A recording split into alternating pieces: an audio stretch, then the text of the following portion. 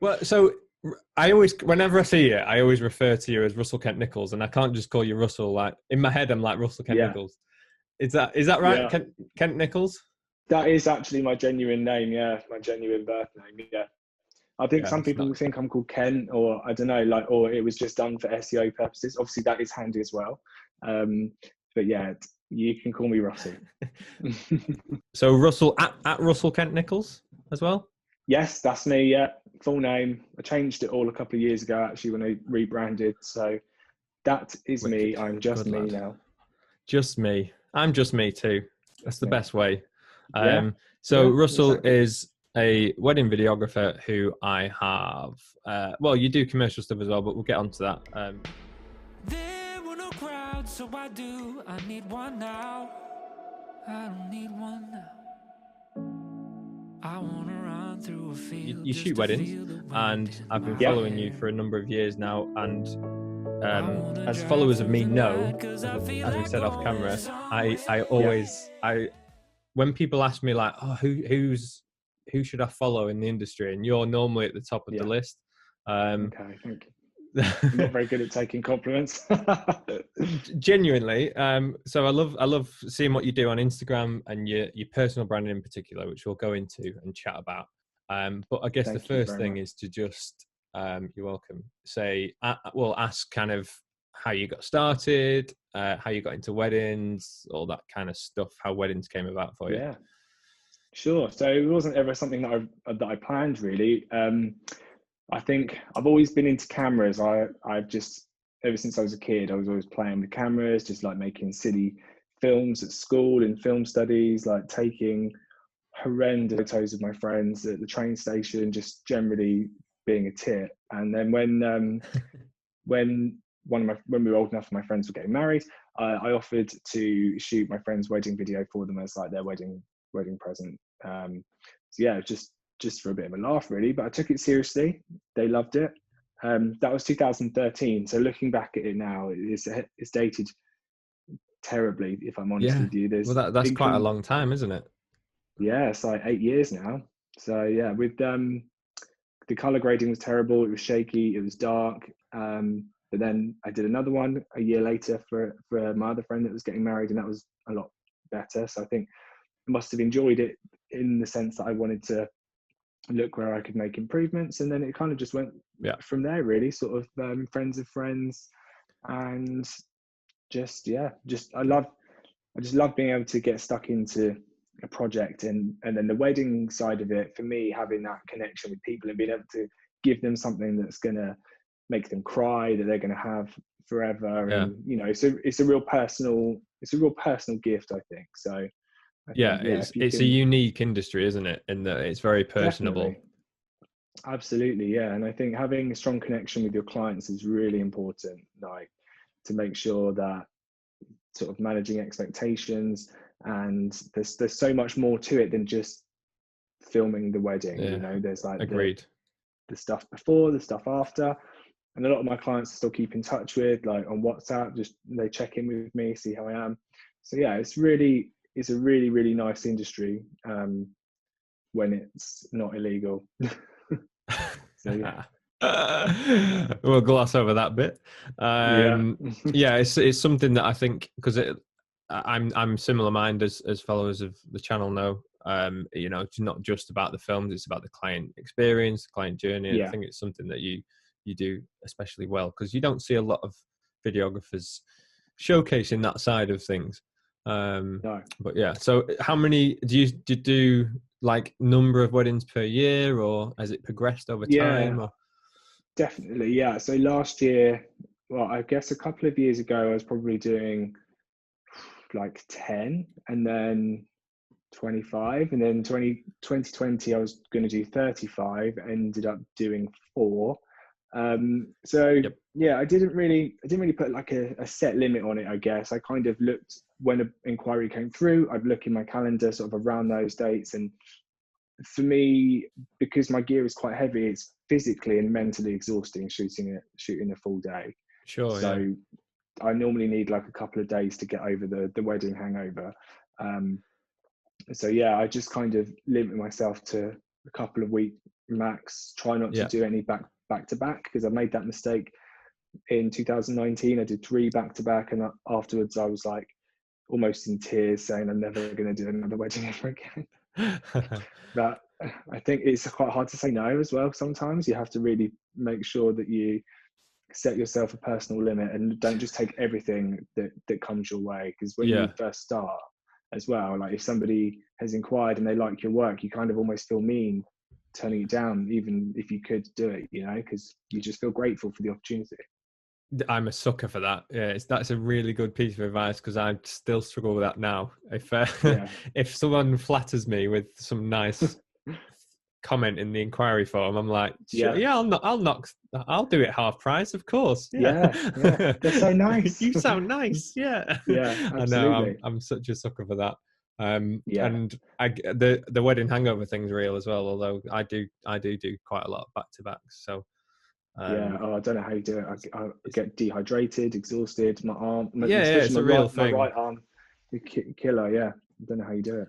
So it's a nice segue into kit then, because I feel like I can do quite a lot of weddings, because I never feel like the physical side on the day is a big thing. You do a lot of handheld. I do a lot of handheld. I don't carry much about. But I don't know the ins and outs of your kit. I think I'm right in saying you shoot on Panasonics. I do, yeah. Shoot on Lumix full frame S series. So I came from the G7 years ago, then moved to the GH5 and the GH5S.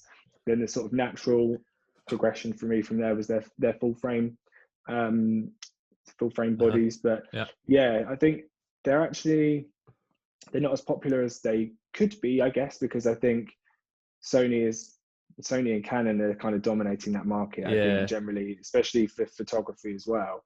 I did my research, and I just really like the look that Panasonic gives. For me personally, I think Sony is a great brand, and obviously they're doing very well, but the look of it for me is kind of too digital, and I think I can tell the difference between sort of something like Panasonic and a Blackmagic versus a Sony, that it just kind of looks a little bit more organic. But it's down to personal taste, isn't it? So whatever you like the look of, and there's nothing wrong.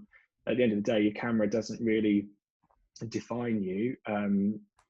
Lenses and shooting styles and color grading is all a sort of bigger role in that. But I'm comfortable with using them. I shoot manual focus as well, which is something that a lot of people are scared of. Does take a bit of practice, like hand-eye coordination, especially like tracking shots, like bride coming down the aisle, confetti shots, those kind of things are really can be scary. But I've kind of used those challenges to my advantage. It's kind of like if you were learning to drive and you would learn to drive a manual first rather than an automatic. I feel like if I ever did go for a camera, or if Panasonic released another camera in future with sort of similar autofocus, that it would just be a benefit to me rather than the other way around, So I think it's a skill. It's an important skill to have as a filmmaker. Do you do gimbals, drones? Do you go in for any of that sort of stuff? Yeah. So literally, I've only ever shot handheld once, and that was when I lost the control stick on my gimbal on the way to a shoot, but it wasn't a wedding. For me, I'm so used to shooting on gimbals that for me, it's all like one, even though they're all modules of each sort of different brand together with the monitor and the gimbal and the camera. For me, like, it's my rig, and that's my comfort blanket. It's like a feather for Dumbo.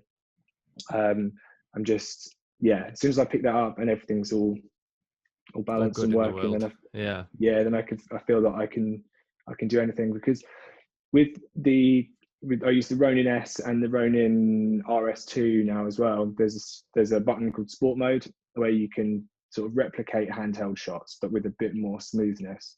I think in-body stabilization, I've tried it a few times, it wasn't the same.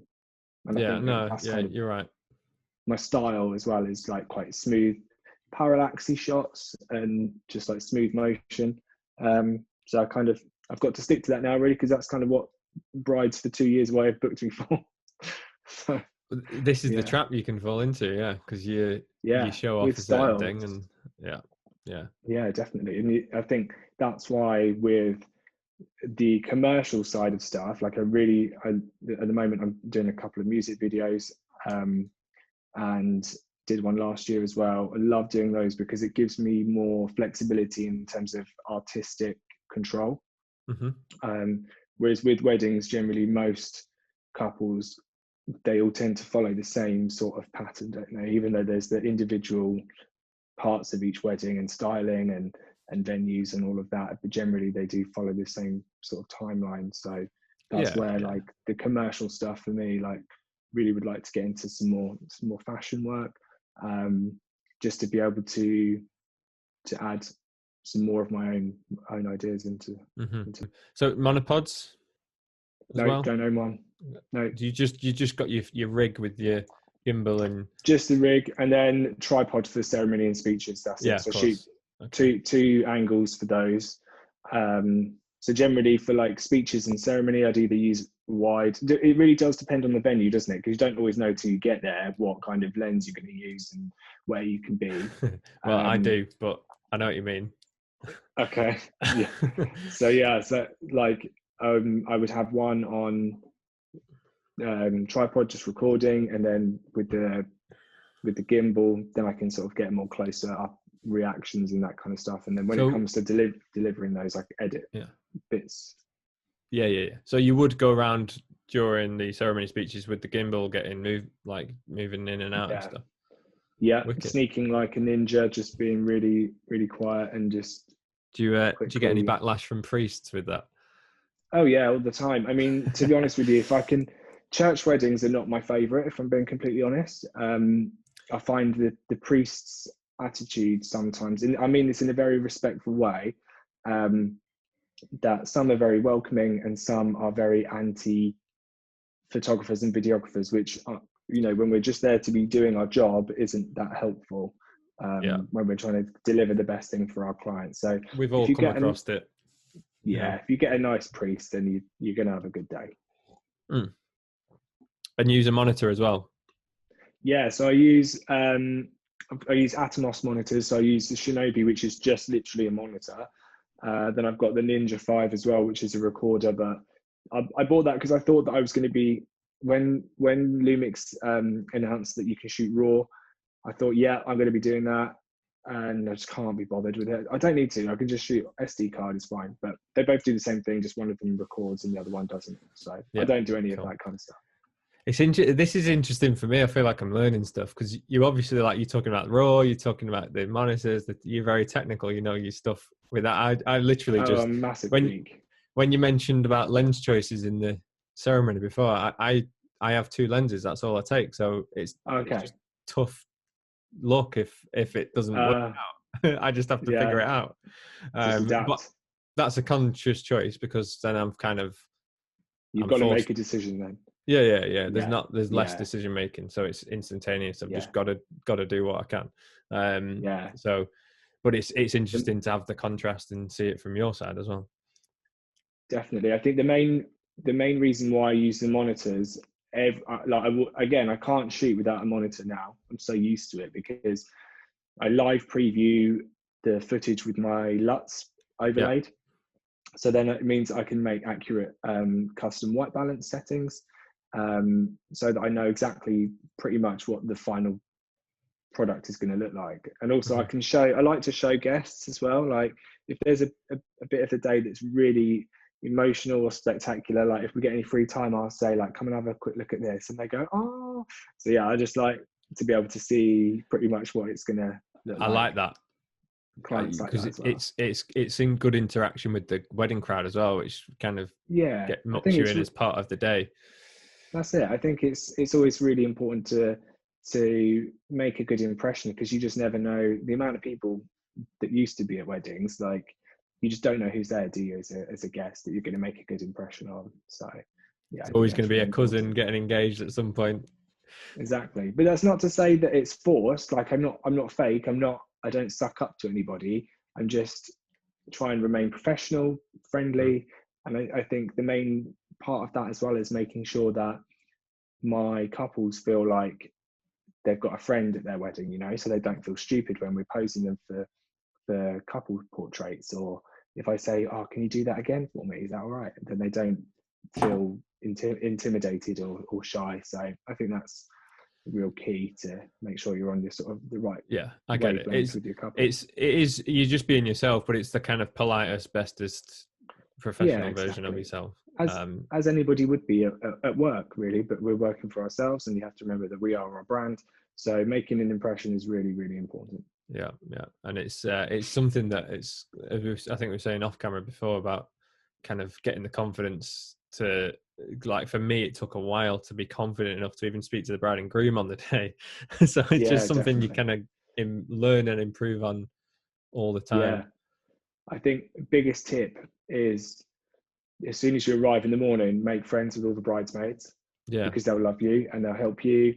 They'll help you if you need to, like, ask them to get something, or like, you know, they kind of know the dynamics of the family as well. So always get in with the bridesmaids, because they're your best friends. Yeah, definitely. Literally. And I mean, it's common, like, you walk into the room, you've got to introduce yourself anyway, so it's like a nice thing to do. Yeah, I always find, like, when you walk in the morning and people are having their hair and makeup done, it's always kind of like, hi, yeah, I'm doing the video today. Then it's kind of this kind of silence because you've interrupted their conversation. But later on, once you kind of make a few jokes, and they can warm to you quite quickly, and then from there, it's just about keeping that connection.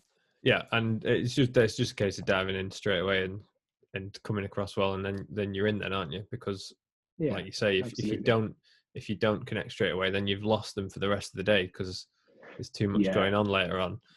That's it, like, bridal prep is the sort of slowest part of the day.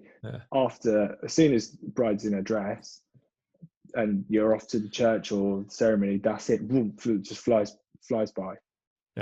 You mentioned your LUTs. I know you sell LUTs and stuff like that. I'll put, if there's any links you want to shamelessly promote, I will put them in the description, and kind of plug all that sort of stuff as well, so people can check all that out. So going from there, you talk about your kind of branding and the personal side, and because I made the similar conscious choice of calling myself Adam Wing Films, because Adam Wing is my name, so it's kind of it's the same. It's unique as well, isn't it? Yeah, and it's the same ethos. I've always tried to do kind of sell myself to the couples as much, if not more, than the work. And as you say, it's not something that you see many people doing, but it's something I know you do really well. So the whole kind of personal branding, how that works for your clients, and how it's building I would say it's building your influence as a aspirational filmmaker as well. If I may say so. I mean, thank you. I think you never really know what your brand, how you're perceived, do you, until people tell you. So it's like, it's not, we kind of just do what we think is right.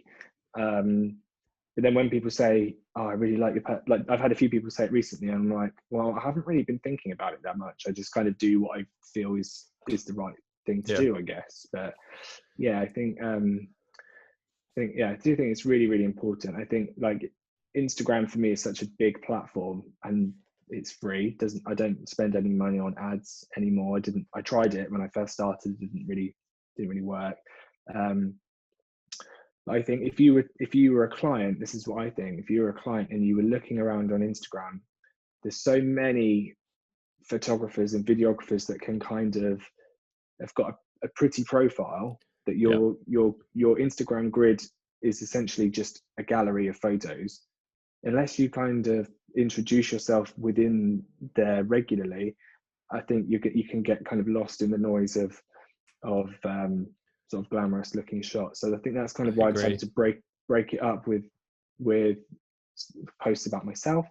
Otherwise, you're just another gallery, really, aren't you? And I think if you were a couple looking around, you'd go from photographer to videographer. You'd flick through, and by the time you kind of wanted to go back to see who you liked in the first place, you might forget. You know, like, we've all gone down rabbit holes on Instagram. So I think if you can stand out and be memorable and make an impression, I think that's a real real big thing. I'm always encouraging people to be more forward facing and be honest, be relatable, be yourself, show behind the scenes, show personality. For me, I try and make people laugh. So some of the stuff I post on my Instagram stories, I think, oh, I really hope no one's offended. But then sometimes if people react to the story, I could just quickly say, you don't think people will be offended, will you? They're like, no, it's funny. But then at the same time, I kind of think that I'm attracting the right people that wouldn't be offended. So if someone was offended by what I was posting, then they're probably not the couple for me. This is it. I think by showing yourself so much inherently, because you can't keep it up if it's a performance. Like it's always the real you, because you wouldn't be able to sustain that for forever if it wasn't really you. So inherently, you're gonna attract people that are like-minded, like your kind of sense of humor, and then because I know that there's plenty of couples out there that will see me prancing about behind the scenes and kind of go, that's not what we want. So they'll either love it or they'll hate it. Well, I get plenty of people that love that, and then I know there's bound to be couples that kind of go, that's not what we want. We just and it works both ways. But in weeding out the people that it doesn't work for, you're just focusing all your efforts on the people who are relating to that, and that's how you get your ideal client, sort of thing, which is what everyone's striving for, I think. That was actually one of my questions that I wrote down. Like, what in your opinion, like, is the most important quality in a videographer that you would think people would go for? Like, if people are looking for a videographer, what would be the most important qualities that they would? Oh yeah, it's your personality. It's the client journey for me, and how you make that experience for them. More so than the film, I would say. Because I know I'm not the best I'm not the best videographer in the world, but I like to think that I always meet my clients. I chat to my phone and meet them. We have a meeting before they book, even, then we have a meeting just a few weeks before the wedding, but back when we could. And I used to love meeting up with them just before the wedding, and then be like, I'll see you in a few weeks. And then you turn up on the morning. It's exciting, isn't it? You turn up on the morning and the bride's seen you like 2 or 3 weeks earlier, so it's all fresh, and you're like, hey, how you doing? And you go in, you kind of it makes the day so much better, so much more relaxed as well. And the whole after experience as well. Definitely. I had a really good phrase a little while ago, actually, that sums up that kind of mindset, is that they won't remember, talking of clients, they won't remember what you did, but they'll remember how you made them feel. So I think that is really, like, that resonated with me, because I think even if the video wasn't as good as they'd hoped, as long as, if it rained on their wedding day or something, I don't know, if something wasn't quite what they expected, but we still made them feel $1 million and we gave them the best video that we could, then I think that's what's going to last in terms of our impression. So it's nice. I mean, obviously the films have got to be good as well, and you've got to know what you're doing, but you kind of, your work gets you through the door, and then I think at that point that's when you kind of sell, people by people. I love that kind of line. That's a great phrase. Like, it's like test driving a car. I always try to picture, like, I try and make the couple visualize me at their wedding and how that's going to be. And I'm not going to be in the foreground posing them. I'm not going to be annoying people. It's just going to be a good laugh. And then you make them laugh, and then they're like, oh, I love this person. I want to book this person. And they don't by the time we finish on the phone, they're going away thinking, like, I can see that guy at our wedding. He was a good laugh. Like, we could be mates. So, absolutely. I do exactly the same. Just keep it relaxed, but stay professional and just be yourself, because gone are the days now of corporate approaches. I think like everything is so, like, you can imagine 5 years ago saying that you're going to be communicating with with couples on like a messenger platform, or you just wouldn't do it, would you? It'd always be emails and stuff like that. But everything is so much more chilled now. But as long as you keep up the professionalism, and then it's fine. Yeah, it was good. So in terms of kind of inquiries and stuff, do you do meetings? Do you chat to couples before the day? Yeah. So when I first started out and I wasn't having quite so many, I used to say, let's meet up, because that was something that I wanted to do to sort of add to the customer journey. Mm-hmm. Obviously, in recent times, it's not something that we can do. And before that, I would prefer to just have a phone call or a video call, just because of the time it does take. I don't often have so many sort of pre-wedding meetings now, unless a couple has got questions that they want to ask me that they feel would be best to be answered sort of face to face. But generally now, I think people see my work, and if they like what they see, they'll book me now and worry about it later. So yeah, and I feel like people get, because I know you do a lot of stories, and you mentioned about posting on your gallery so that it cuts through the noise and people remember your profile because they've seen your face. But I know you do a lot of stories as well. Do you find like that really gives people that deeper insight into you as well? Absolutely. I think the key thing, if I could give a budding videographer like one tip, would be talk to camera and do Instagram stories as many as you can physically do in a day. Because in terms of, like if you're opening up Instagram and you've got the stories are all sort of stacking up along the top. Yeah. Generally, the people that we engage with and view their stories and who are sort of posting regularly will be always to the left. So in order to be within that sort of first 4 or 5, you've got to be posting regularly, because once they've seen all of your stories, you're gone to kind of the back of the queue. So I felt that by trying to stay engaging on stories and using all of the features like the music, the filters, the polls, the Q&As, the slidey bits, GIFs. So I made my own GIFs as well, and just really I put a lot of effort into them. It's almost like a collage, isn't it? I love the GIFs. I do. I love your GIFs.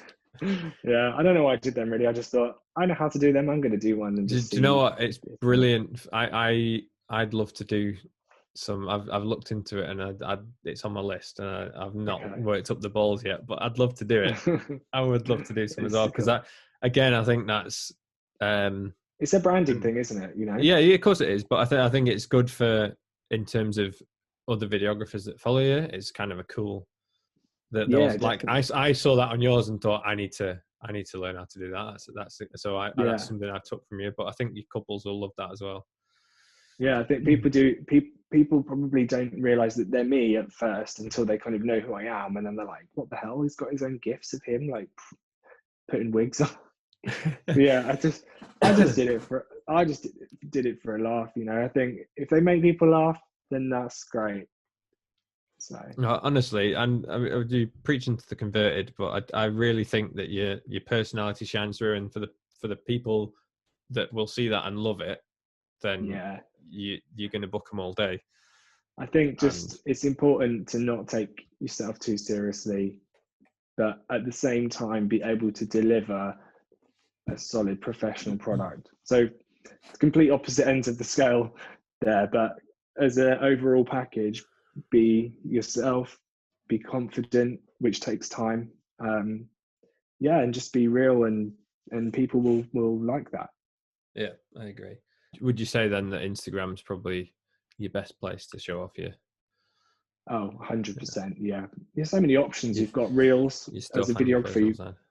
You can keep it professional on your grid, but more relaxed on your stories, because if you feel like an idiot talking to the camera, or you're going to do a little TikTok dance, whatever, it's only going to be on stories for 24 hours. So really, how many people are going to go off you within that time period?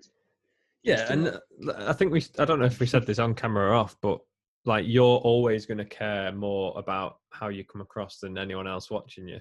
Because I know I'm like, oh God, my hair's a mess, or like an idiot, or something like. I get those kind of anxieties that go through your head, and then in reality, like as a consumer, I know from looking at other people's that I'm like, half the time I'm not even paying full attention. I'm just tapping through stuff, and you're flicking through, and then something will catch your eye, and then you might watch it for 30 seconds, then you carry on. Yeah.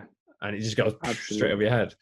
So I think when it's really important as well, something that so I was working with some clients, and I was leaving a voice note, which is something I don't do very often, but I think I was getting in and out of the car, and I thought, right, I'll just send a quick voice note on Instagram as a reply.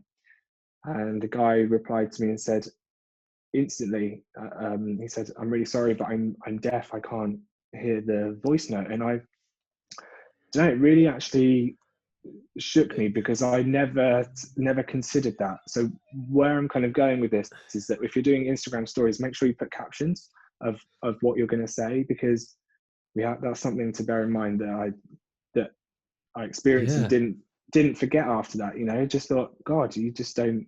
It's not something that you think about, is it? So I always put captions, and for accessibility, but also if people are looking at work and they can't hear you talking because they've got the sound on mute.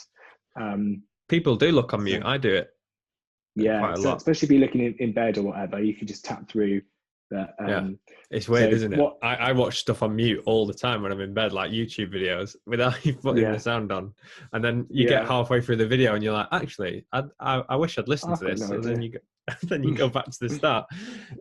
Yeah, really good point on accessibility. That's something I would overlook as well. Yeah, I thought it was interesting. Definitely stuck with me. I think there is like Instagram stories is a whole nother topic by itself, but I could talk forever about them. But they in terms of if people are looking for Instagram growth, stories are the way forward, algorithmically for sure. Okay, that's good. It's good to know. Definitely. I think like I've had a few people recently come to me and say, "I think your branding is really cool," but it's made me think. I've actually been like, what branding? I don't. Sometimes it is subconscious. You don't really know that people are seeing that for you. You're kind of just doing whatever you thought was right, I guess. And unless people complain, you just carry on. Do you feel like that makes it easier because you're not consciously branding a brand? It's just you and your face, and you're just being yourself. Yeah, I think the two key things are my personality and then the work to back that up. Of course. The rest of it doesn't matter. But the amount of videographers that are like, your work just needs to be amazing. That's all that you need to do. And then people book you because your work's the best. And then do you know what? I get it, but I think something that I've really noticed in that a lot of my friends in the industry are girls. There is a huge difference between guys and girls as wedding suppliers. Like there's a massive, massive difference in terms of branding and just kind of the way people are with their competitors and sort of suppliers in general. I think for me, I can be quite versatile. I can kind of flick between those kind of perspectives. I think for male videographers, personal branding is something that we struggle with because we must be professional. We must be corporate. We must try and look expensive. We must. Do you know what I mean? Like those kind of things. I think I do. Are very male focused, whereas with sort of female videographers and photographers are generally the more approachable. They go the more approachable route. I think by mixing both of those two aspects has kind of given me a bit of an edge, I guess. Does it have the same effect with suppliers? Yeah, so suppliers have like become best friends now.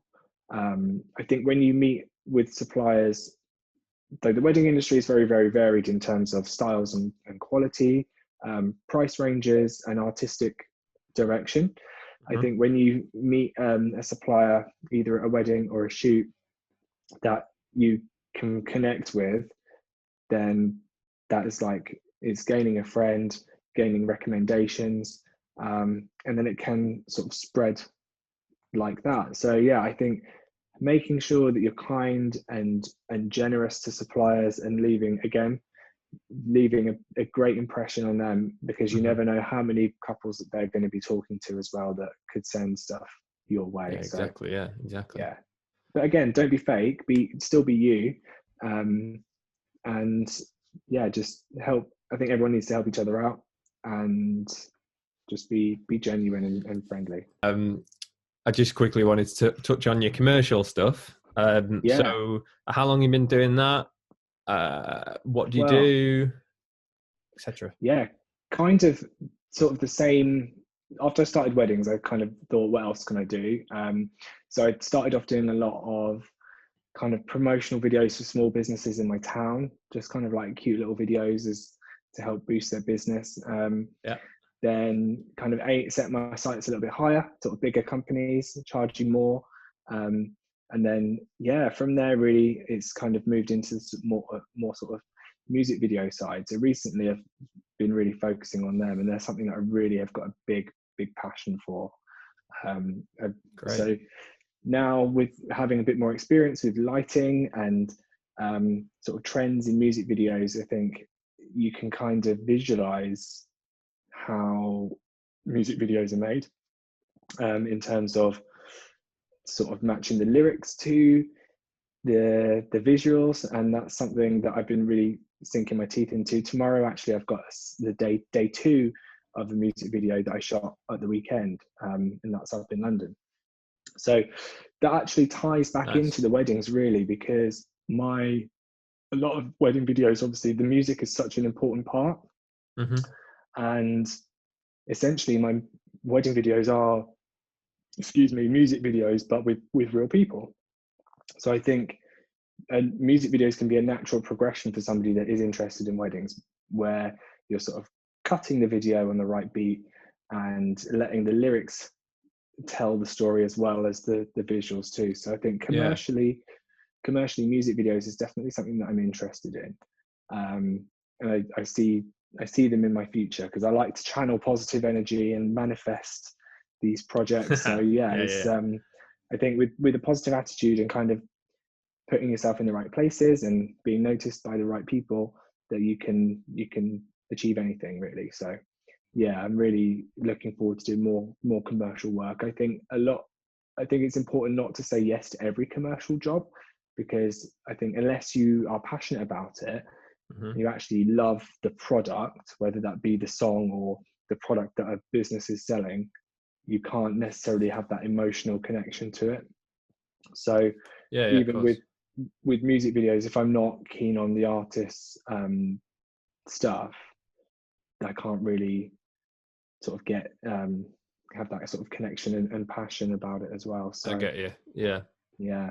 With the one that I'm doing the day 2 of tomorrow, the artist, I actually found his music on one of our subscription sites and tagged him in the story when I shared the video, and just kind of we struck up a chat from there. Oh wow, that's cool.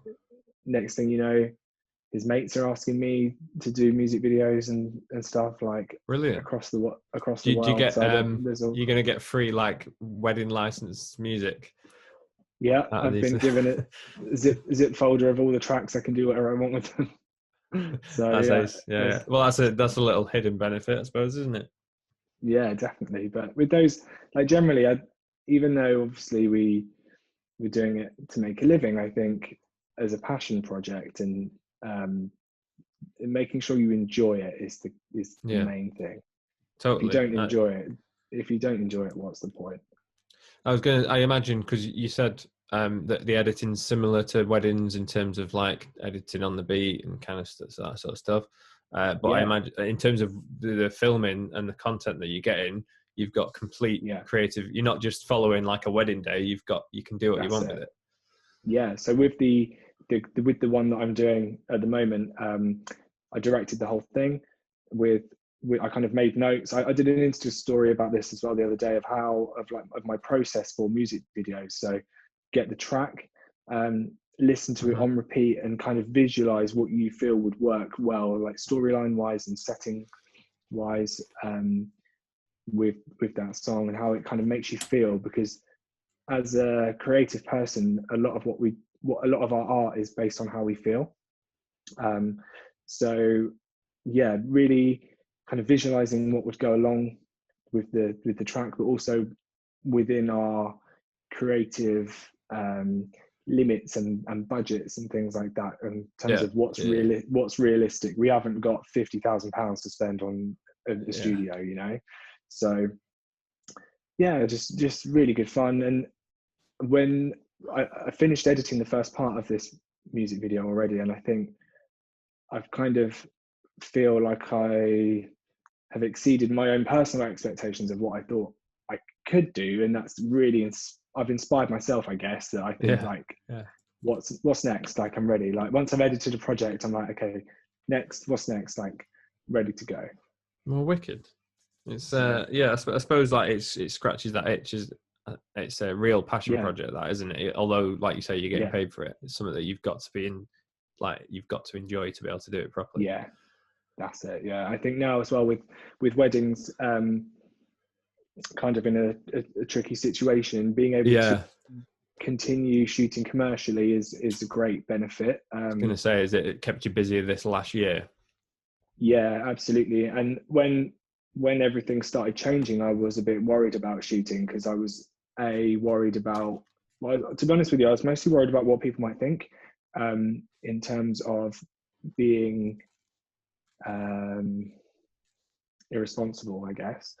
But I did some research, and there's actually a really helpful organization called the APA, and I called them and asked them for advice in terms of shooting in the current climate, and they said pretty much, as long as that you are following these guidelines, then you can carry on shooting with no issues. So within reason, there's not that many restrictions, I guess. So it's good to know for people that you, because I saw that thing that you shared on Instagram, and I went straight to a client of mine for property that's coming up, and I was like, I mean, they'd not voiced any concerns, but I was like, look, I don't know if you'd had any, like, based on the latest announcement, just in case you were wondering, I found this, and this details that we're absolutely fine, and we're going to follow all the procedures, but we're good to go ahead. And it kind of made them feel at ease as well as me. Yeah, I was like, great, I can still work. So that was actually pretty helpful. So it's nice to know for us. Absolutely, and that's why I did it. Why I actually did was based on the guidance that they provided me. Is I produced a document, my own document that basically outlines my practices, how I'm keeping myself and my crew safe and within the regulations, and based on that guidance, that the shoots can go ahead, providing that, you know, everybody is comfortable as well. And it's not something that we can do from home. So I think it's important to keep doing what is available. Yeah, and it's good. It keeps you out, keeps you creative, and get the juices flowing. And it's great at the minute, especially because we can still be out working and earning. Do you feel like there's any kind of, like, flipping it? Is there any benefits to your wedding business from your commercial experience? I know you touched on the music thing. Yeah, I think we're always learning, aren't we, with our gear? We're always learning new techniques, always learning, changing and adapting our styles.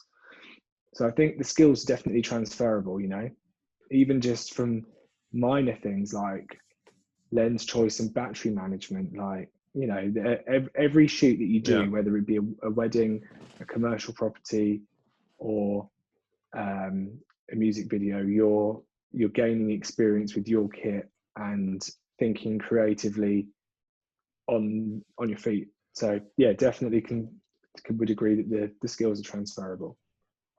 And I forgot to ask before, kit wise, is it the same rig? Yeah, all exactly the same lenses. So I suppose that's helpful, because I imagine for commercial stuff you need that rig more so than weddings, because like my handheld setup would not cut it for commercial stuff.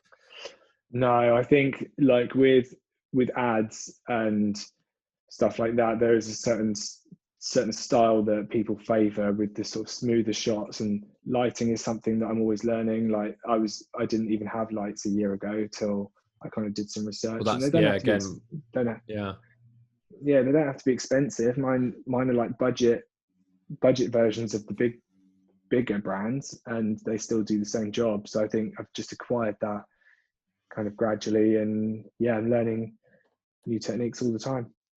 I got a question about your client journey, which I think we kind of touched on of kind of how you progress with brides. I know you said you don't do meetings as such, but is it just to quickly go over that again? Is it just kind of they inquire, you reply over email and book it in? And so generally, I have kind of not templates, but sort of a base template that I would work from for an inquiry. So generally, I would either receive an Instagram message or an email via my website, check that the date's available, and if it is, and you know, I can fit it in, then I send them some information about me, show them my own personal promo video, which is where I kind of explain, it's on my website as well, I kind of explain who I am and why I'm different. And brilliant. So you show that to everyone that inquires? Yeah, so yeah, because I think it's really important for them to, as we touched on earlier with the personal branding, I want people to see who I am straight away, because there's only so much that you can interpret via an email. So I love that. I send them my video, and I have to put a disclaimer in there, because at the time I bleached my hair. It was in the first lockdown that I shot it, and I literally don't look anything like I do now. So I was like, please excuse my hair. But then I also attach a PDF brochure as well, which has got not a list, but it presents everything that I offer in terms of my journey. Once they've booked, then I just basically say, let's keep in touch. If you need any recommendations on suppliers, if you've got any questions about how I'm going to work, just let me know, like send me a WhatsApp. You know, it's really informal. Just call me or send me a WhatsApp. Nice. Wedding comes around, video shot, delivered, and I've actually converted one of my spare rooms into like a home cinema, which was, I haven't used it for a while, obviously, but for people that are more local, in terms of the first time they view that film, I want them to be able to really absorb it and take it in with no distractions. Like for me, for somebody to receive their link to their video and watch it on their phone is kind of like going against everything that we've put into it in terms of I agree. I always feel like that's the same.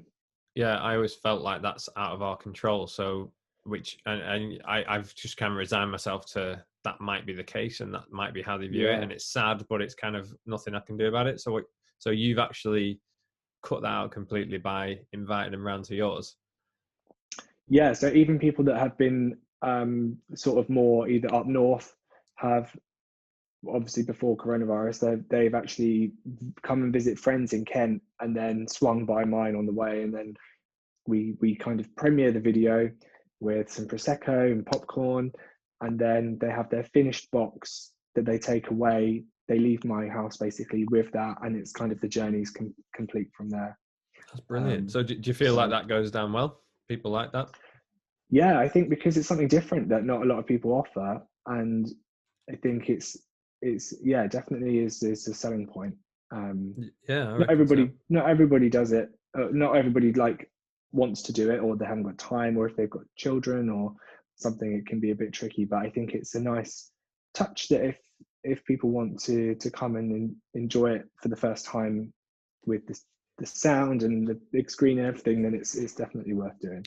Yeah, and then their memory of it every time they watch it thereafter will exactly. Because they saw it at its best form the first time. That's how they'll kind of remember it, I guess. Yeah, that's it. I think if you got the link through and from us to say, oh, your wedding video is ready, and you're in Sainsbury's, you'd be so excited, you'd tap it to view it, but then you wouldn't be able to take it in and absorb every bit of detail that we put in, from the sound effects and the music, and you wouldn't be able to appreciate it as much. So that was kind of my thought behind that. It's a really nice touch. It's cool, and I suppose it's not going to be for everyone because of geographically, but nice. And also to be able to see the couple again is nice. Well, that's a brilliant point as well. When I first started, and I was trying to, go above and beyond sort of thing. Well, not that I don't now, but you know what I mean. When you started and you're really keen to get as many bookings as you can, as many clients as you can, and I was I was driving like an hour, 2 hours away to go to people's houses to drop the film off. And then sometimes they'd be like, "Yeah, come in, watch it with us," and I'd be like, and I was like really nervous, and I still to this day I think I'd be like dead scared of doing that.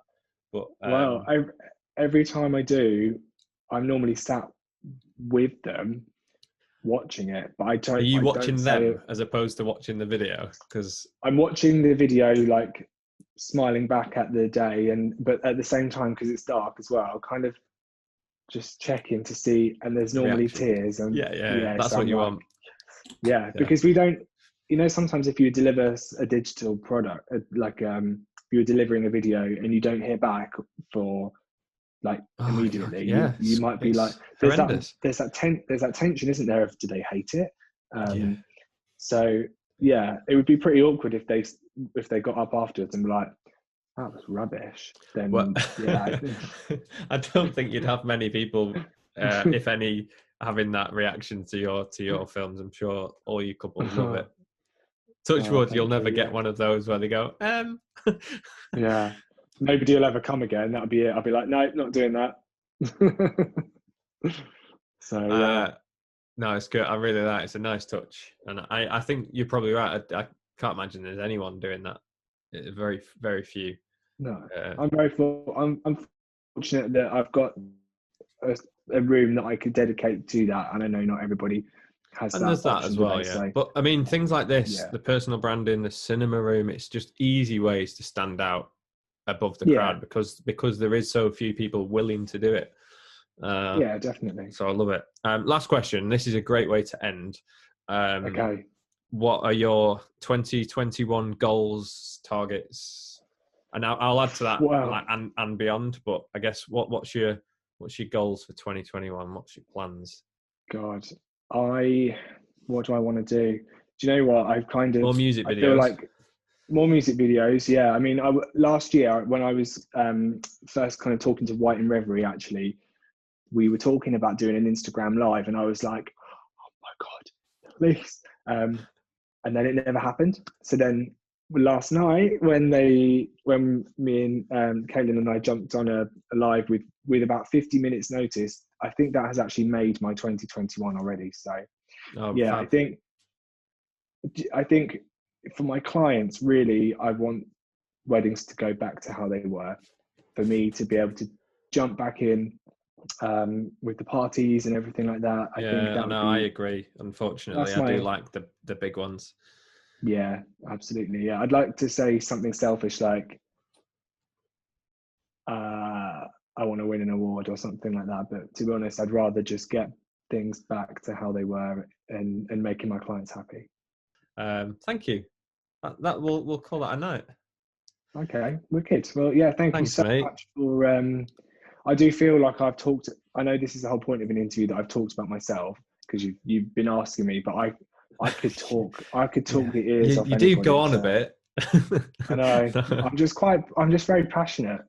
This is it. Yeah, it comes through. No, honestly, it's been fantastic, and there's loads of great points. I've already picked out nuggets of right, and that's definitely timestamps of little topics. So I know when I watch this back and when everyone sees it that it's going to be very helpful and beneficial to my followers, and just enjoyable because it's interesting stuff. So thank you. Yeah. Thanks for asking me.